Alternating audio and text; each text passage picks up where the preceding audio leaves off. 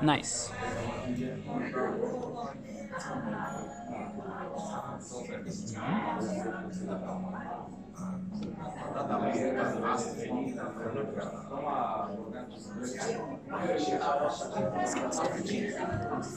So I'll make an introduction.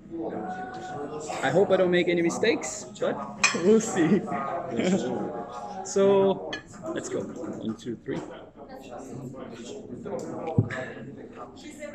Hello everyone, this is Carlos again with Vince, and for the Evolve podcast, for those who are going to be listening to the audio, I'm here today and joined by Cristian Constantinescu. Please help me with the name. It's correct? Perfect. Awesome. Well, I'm very excited about this interview today. He's a successful entrepreneur, former founder over at NALA.ro, now ahead of a massive challenge, also super interesting, and in the space of beauty. So, Cristian, thanks very much for absolutely for joining me today. Cristian is the founder of a company now called NALA. It's a cosmetics brand. I will quote here what the description that I found on Crunchbase. NALA has as a goal to harness the power of digital marketing and fit the modern shopper.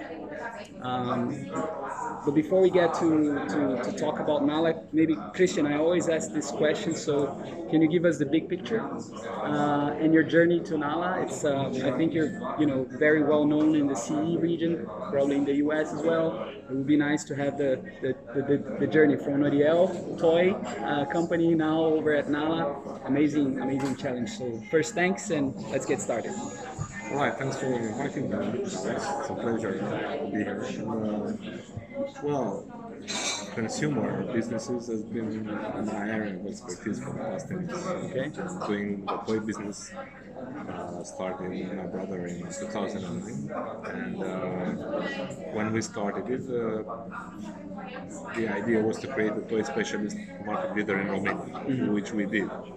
But along the way, we learned that, it's a bit more difficult than we initially thought, and we have to actually develop original products, which we did, and luckily we were successful, and that really opened up my mind about the possibilities of creating a brand and how to develop a brand. Okay. Not just a conventional retailer that everybody expects you to be, but you're actually a brand. And in today's world, to me, is the way I see the future is people that resell other people's brands. They're going to run into trouble one way or the other at some point. Now, if you look, it's quite the opposite. People like Sephora, Ulta Beauty in the US are growing. It's an excellent growth, and maybe there will be some winners at the end that will remain the destination for other people's brands.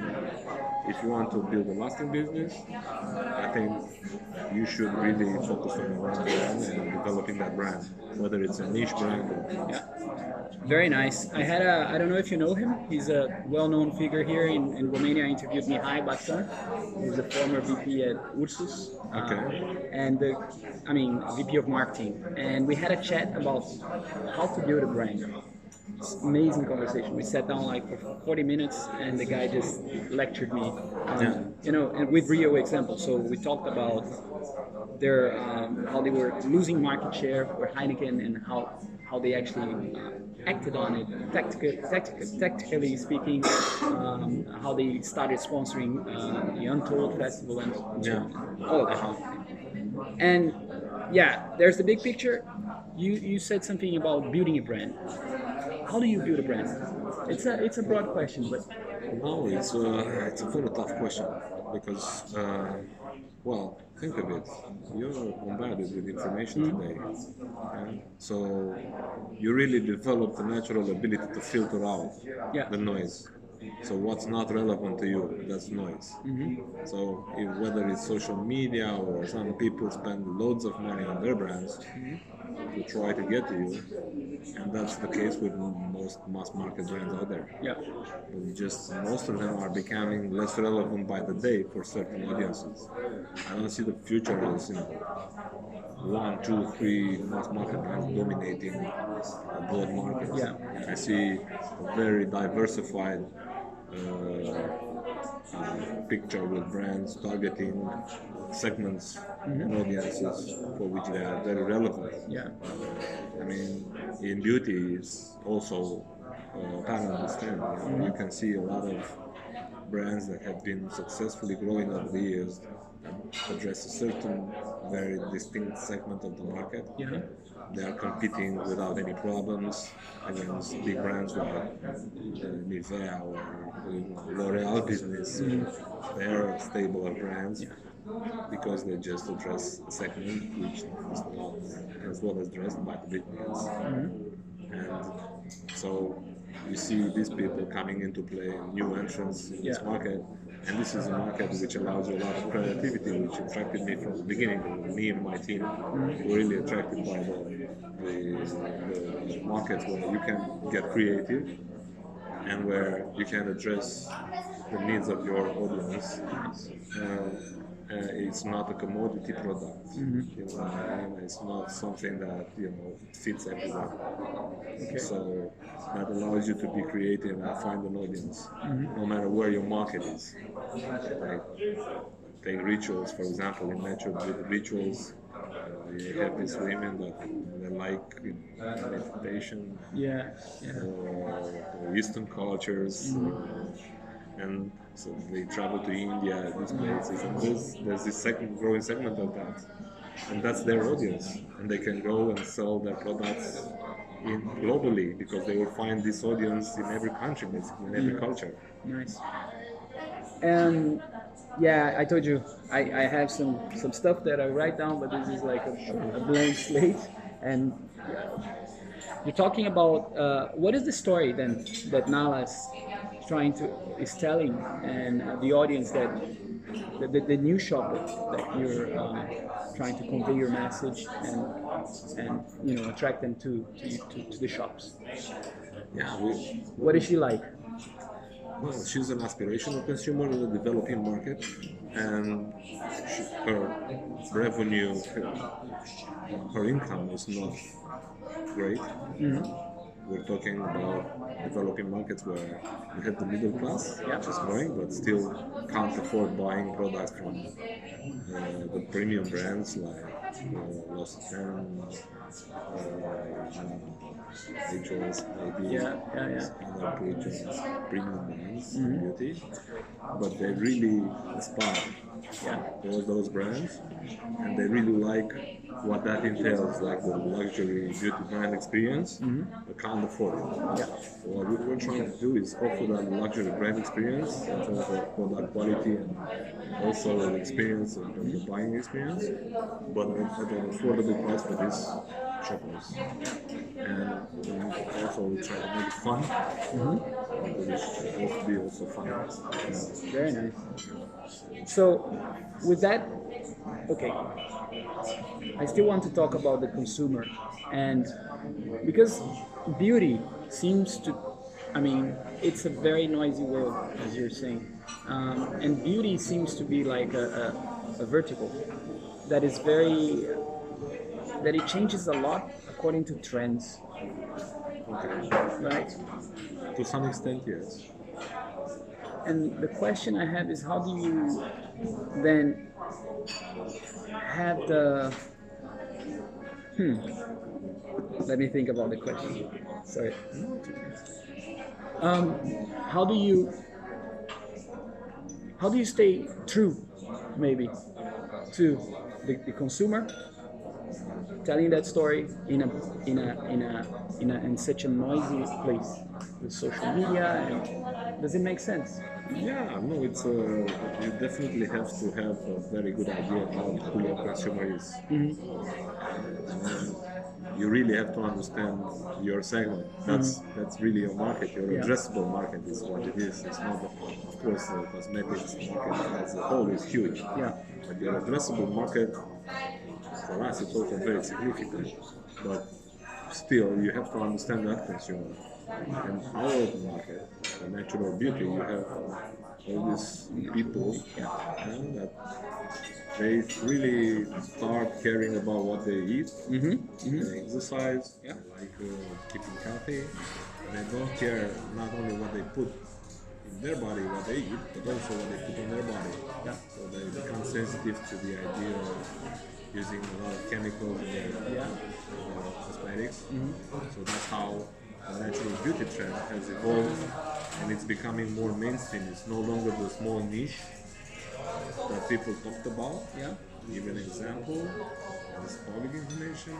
Facebook has in Q1 2019 published an article, research, which also entails the beauty category.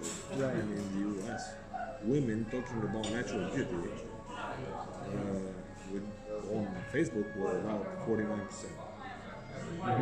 So that's a very big number, very big. And the Nielsen report you mentioned, they were talking about 3% of the market. Again, it's absolutely incredible. It's so far off the mark that you would not believe. My estimate is in terms of natural beauty, for real natural beauty, right now we're talking about 10% in the developed markets of the cosmetics market. And they're growing much faster than the other segments because people, as I said, they're concerned about leading a healthier life. It's really playing into this trend. And also you have a lot of millennials and Generation Z, but more millennials that are very concerned with a healthy lifestyle. And so how do you see the millennials? Because most of your customers today are the millennials, my generation, right? How do you see them when we talk about their behavior, going to your shops, and I want to explore a bit of the customer journey, so to speak. How is she, No, I mean, they're much, very well informed. They read research, they read the risk part, they read the benefits of the products they use, or the ingredients, the products that they use. They want to know, so we try to provide as much content as we can to help them with their decision making, because basically that's what you do. You try to provide value to your customers any way you can, and content is one of them. So they really appreciate that. Also, we want to be very transparent about formulas and ingredients you use, because you're supposed to be a natural beauty brand, and a lot of people claim they are natural brands, but you don't really know actually. What's under the hood? The percentage of natural ingredients used in the formulas is quite low, and they don't communicate that. So we communicate all our percentage of natural ingredients. So over 90%, all of them. And sometimes it's 30%, sometimes it's not, because it's impossible. Right. If we're going to do it 100% in certain products, then they will lack certain functionalities, which our consumers still appreciate. But we make sure that all the ingredients are safe. And anyway, that's our job, and that's also the law. In the European Union, the protection is pretty high, actually. About 1,300 chemical substances which are forbidden. So European law is very well documented, as opposed to other countries like US, surprisingly. Or Brazil. Yeah, I don't know about Brazil, but I was surprised to find that the US has like 30 substances banned only. So a lot of people right now are in trouble in the US because their formulas are based on, allowed by law, ingredients. Shady formulas. Some people would call it shady. I would not. Not necessarily it's doing any harm. I mean, obviously they tested those products. It's still, but still, the question remains why they did not align themselves to the standards of the European market. So, for example, we do contract manufacturing. All our suppliers are European Union-based suppliers. And make sure everything is viable with the European laws. Very strict about it. Nice. And I wanna, because I saw the article. I said it was fresh off the oven, so to speak. And there is a very ambitious target, 100 million. right? In euros within what's the time that I we're would say looking at in we're talking revenues? about roughly 10 years from launch, so 8 years from now. Okay, nice. And how to get there? Is it going to be that's the target for Romania? Because you're saying 1.2 billion is the addressable market in Romania for natural products. Yeah, it won't be only Romania though. Okay. There's some miscommunication with the financial newspaper. Yeah. The company, I'm an investor in the company, a major investor in the company. There are other investors as well, Okay. and we will also fundraise in the next 5 to 6 months. So our aim is not to sell only in Romania. We're really targeting first wave of expansion with the Central Eastern European countries. Nice. And you can reach that valuation only from the Central Eastern European countries. And you don't have to go any further than that. So for us, the real target within 6 to 7 years is absolutely feasible. So what's the challenges that you foresee for that matter? Finding talent is one of them. Expansion, opening shops. I think, well, you discover as you go along, Yeah. to be honest. And everybody says their plan from the beginning was that and their vision was great. So I can tell you it's amusing for me sometimes. I read an interesting article about the Google founders that tried to sell the company for $1 million and they failed to Yahoo or something. Yeah, good way to fail. And for $1 million, yeah? Yeah. I think it was 1999. Yeah? And I mean, if their vision was so great and so clear, I mean, you would not sell for $1 million, right? But let's just say they had an idea and kind of grew up, and then they thought, wow, this is really worth something. Yeah?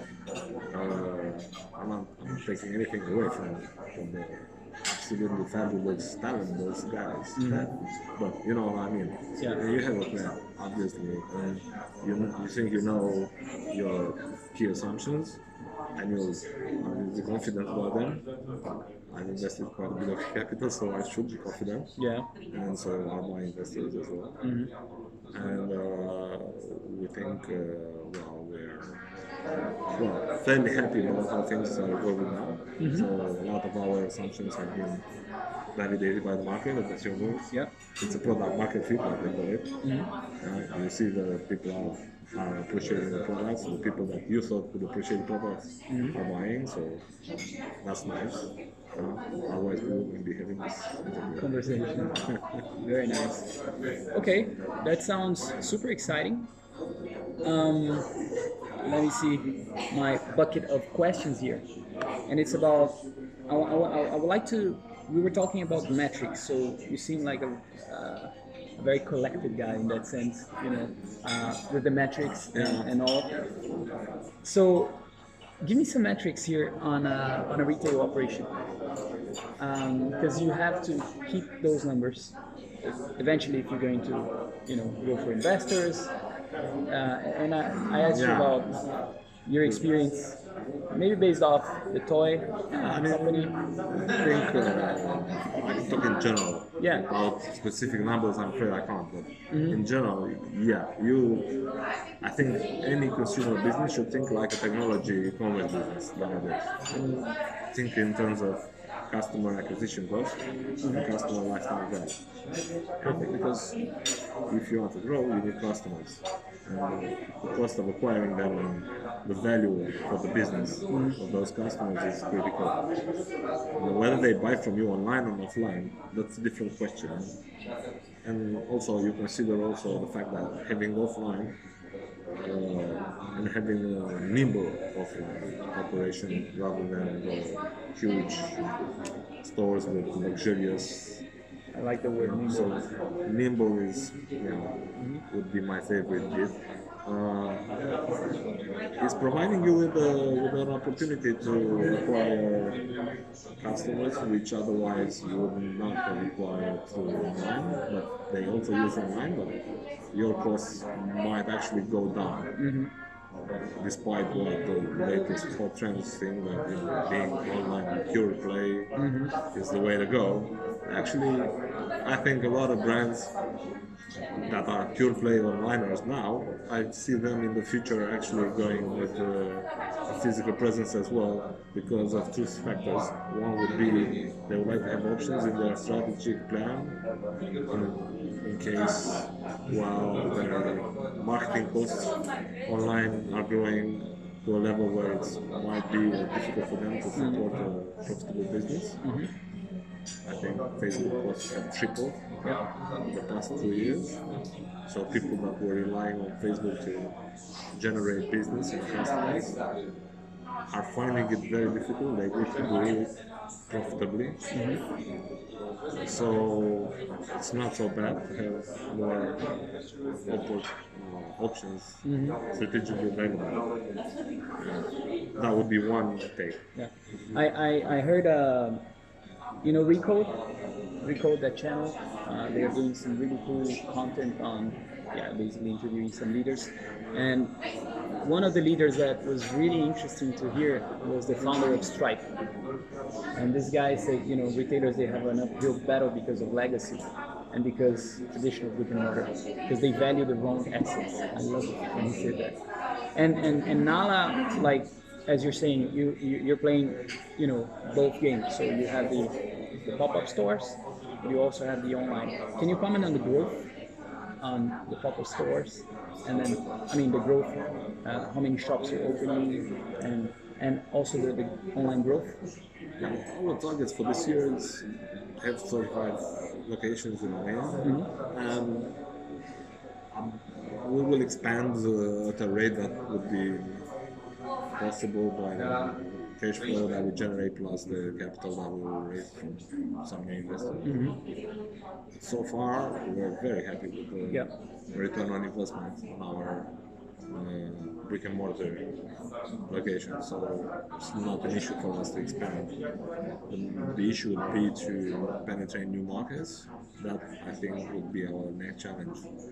The Romanian market we already entered and it's been going very well.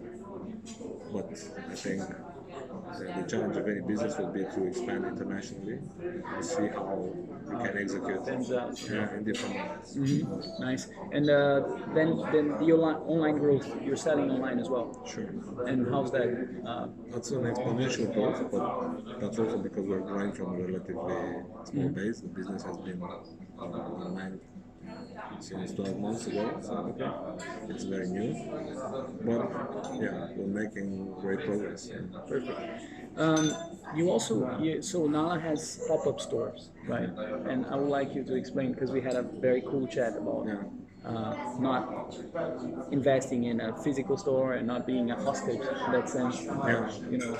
Having that, which is a legacy if you think about just a real estate investment that you have to do. So it's very clever, I think. Well, I think it's a very high cost for any business. In retail, the capex that it's involved is quite significant. And that limits your option to grow. We're talking about customer acquisition, but that has to come from somewhere. That's okay. So I would rather focus on getting customers than focus on having the luxury high-end furniture 100 square meter store. That's what I was focused on. Obviously, we create a very cool environment in our pop-up stores, but let's face it, it's not going to be like Champs-Élysées. But you can actually have a very nice interaction with the product, and with the shop assistants. They are very nice. They will assist you in trying out products, and it's fun. You can do it on the go. You don't have to. I have to, go to the whatever location that store is, and we are in their way. And that's what most retailers should do. Be where the customers are. Minimize the friction. That's what you should strive for. We do it better this way. Cool. My final question is always about some thought leadership. I loved everything you said so far. What's the future? What's the future of beauty in your or retail? Fragmented. Very much more fragmented than today. Yeah. I see a lot of new brands. I see the big leader brands which will not die by 1,000 cuts, but let's just say trimmed by 1,000 cuts. They will be trimmed by 1,000 cuts. And you'll see new entrants that are niche players taking some segments of the market from these guys. And that's exciting. I think it's very exciting. It's good for the consumer as well. It's good for the consumer, more choice. And it's good for people like you and me. We can start businesses and have fun. Very nice. Appreciate it. Thanks very much. Pleasure. Thank you. That's really cool. Hopefully it will be useful for you. Oh, In your I promise you. YouTube content. Yeah. I know you're busy, so No, it's fine. 22. Don't worry. I have a meeting at 3, but we have 40 minutes. We can grab a bite. Yeah, Right? nice. Nice. I'm actually quite hungry, to tell you the truth. Thanks.